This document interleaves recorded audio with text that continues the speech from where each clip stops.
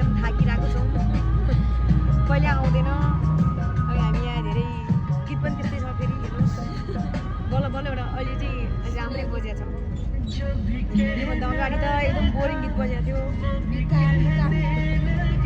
अनि हामीले एकदम दुईजना छोला आएर मात्रै बस्यौँ के भन्नु है र गाई चाहिँ तिनी हो अहिलेलाई अब फेरि हामी के हुन्छ फेरि जोड्छौँ है त ल गाई चाहिँ एकदमै झ्याउ भइसक्यो यहाँ गल्छीमा आइपुगेका थियौँ रोकेको छ 15 मिनट 20 मिनट भइसक्यो होला यहाँ रोकेको हामी 15 मिनटमा पुग्थ्यौँ जुन ठाउँ जान लाग्यो है त्यहाँ हामी पुग्थ्यौँ नि तर के गर्ने रोकेको गरेर बैरेनीमा रोके भएन त्यही भने बैरेनीमा मान्छे हाले पनि हुन्थ्यो नि यो गाडीमा चाहिँ मान्छे कोही पनि छैन होइन हामी मात्रै छौँ क्या यहाँ लगभग कति जान्छ होला है त्यो 10 जना चाहिँ होला छैन होला 10 जना अघि भने भ्लगमा बनाइदिएको थिएँ तैँले फेरि अब यहाँ अब मान्छे छैनन् रे अब के गर्ने होला रोके गर्छ अब ड्याडीले मान्दैन भन्दैछु घरबाट ल धन्न ल गाडी चाहिँ अब गाडी चल्यो अब म फेरि त्यहाँ पुगिसकेपछि कम ब्याक हुँदैछु त्यतिखेरसम्मको लागि हामीलाई बिदा गरिदिनु होला बाई बाई गाडी चाहिँ हामीलाई चाहिँ एकदमै धेरै झुक्काएछ यो गाडीले पछाडि बनेको मान्छेहरूले खालि हामीलाई हाने छ खुट्टाले होइन अनि गाडी चाहिँ अब के भन्नु है 1 घन्टा लगाइसक्यो रोकेको है रोकेको गर्छ कुन भाइ त्यो भाइ हाम्रो हो र होइन एकदमै टाइम लगाइसक्यो जम न है जम अब आधी 1 घन्टा रोक्ने हो र अनि 1 घन्टा रोक्ने हो र नि अनि म चाहिँ यहाँ गाली गरिरहेको छु गाइसहरू सुटिरहेको हामीलाई यहाँ कहिले 1 सेकेन्ड पनि यहाँ हामीलाई इम्पोर्टेन्ट छ यहाँ रोकेछ भने गाई म चाहिँ एकदम आवेशमा आइरहेको छु होइन सबैजना आवेशमै आइरहन् म मात्रै होइन म सपोर्ट गरेको पछाडिबाट त्यही पनि नसुन्ने गरेर यो मोबाइललाई मात्रै सुन्ने गरेर मन पनि साह्रो उठिसक्यो भयो अब चितवनलाई म भुप्प पुगिसकेका छन् ल गाई चाहिँ अब हेर्नु न है अब के गर्दै अब आफूलाई चाहिँ ड्याडीले मार्छन् अब आँखा तरेर आज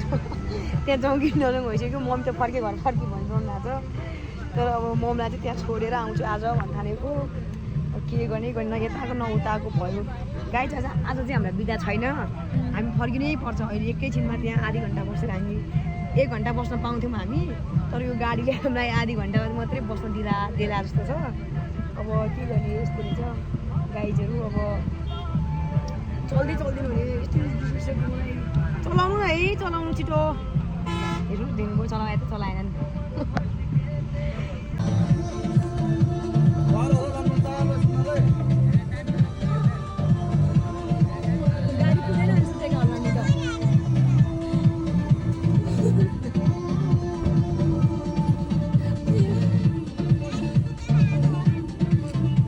गाइजहरू कराउँदा बल्ल गाडी पुग्यो अब यहाँ बाटो हो यस्तो भइरहेको छ साथीले एकदमलाई हेर भनिरहेको छ होइन यहाँ तपाईँले पनि हेर्न सक्नुहुन्छ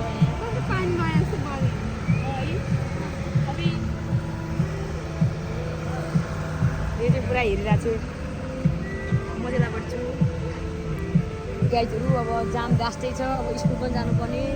अनि अब फेरि अब उता घर उता गरेर गाली पनि खानुपर्छ होला मैले आज थाहा छ गाली चाहिँ मैले आज सिउर खानुपर्छ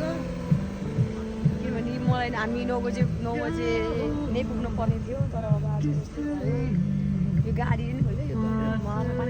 गाडीको मान्छेलाई बिरगन्जको गाडी छोडेर आएको गीत पनि त्यस्तै लगाउँछ एउटा गजल गीत लगाउँदैन एउटा रमाइलो गीत लगायो नि हुन्थ्यो नि होइन अब फेरि कहाँ जाने हो थाहा छैन मास्टर जानुपर्छ भने कताको मास्टर जाने हो फोन गरेर सोध्यो भने त्यो पनि थाहा छैन यति पनि सकिन्छ खोज्न भन्छन् मलाई गाह्रो छ र गाई चाहिँ हामी चाहिँ बल्ल बसबाट उत्रियौँ अब हामी कस्तो लाज लाग्यो मान्छेहरू फेरि कताबाट भनेको थियो र अब हामी चाहिँ यहाँ दिदी रिम्स नेपाल कताबाट जाने हो नेपाल तपाईँलाई अब यताबाट छोटो हुन्छ यताबाट बाटो चिन्दैन यहाँबाट जाने यस्तो छोटो घरबाट उता पहिलो घरबाट यता उभो लाग्यो त्यहाँबाट अलिक सोध्यो यही घरभन्दा डाँडा उतापट्टि नि हो यता सर्टकट बाटो चाहिँ कताबाट जानुपर्छ मान्छे होला नि सोद्धाखेरि भनिन्छ होला अलि घर छैन सोध्नु मिल्दैन ए ए हस् ल हस् यताबाट जानु सेतो घर उतो उतो येलो कलरको हिल टेक राखेको अरे होइन यही सेतो घर उतापट्टिबाट माथि उकाल लाग्ने ए ए त्यहाँबाट सिधै सोध्दै सोध्दै जाने ए ल हस् ल गाइज हामी चाहिँ देखेको छैनौँ त्यही भएर हामी चाहिँ सोधि इन्क्वायरी गरेर आएको छौँ अनि अब हामी चाहिँ गइरहेको छौँ यसरी एकदमै यहाँ चाहिँ एकदमै धेरै गर्मी रहेछ मलाई त फेरि एकदम के भन्नु गर्मी सहन सक्छु है जाडो महिनामा गाई चाहिँ मलाई जति जाडो कसलाई हुँदैन होला अनि गर्मी महिनामा फेरि मलाई जति गर्मी कसलाई हुँदैन होला गाई अब यस्तै छ के गर्ने ल अब म त्यहाँ पुगेपछि मात्रै गर्छु ल किनकि एकदम गर्मी भएर चाहिँ मोबाइल पनि तातिरहेको छ अनि म पनि तातिरहेको छु फेरि पनि एकदम हट एन्ड हट फेरि भेरी भेरी हट भइरहेको छ फिलिङ हट ल त्यही गाई चाहिँ मम्मी चाहिँ अगाडि टुङ हिँडिरहेछन् ल ल मेरो मम्मी अस्ति दुध लाग्छन्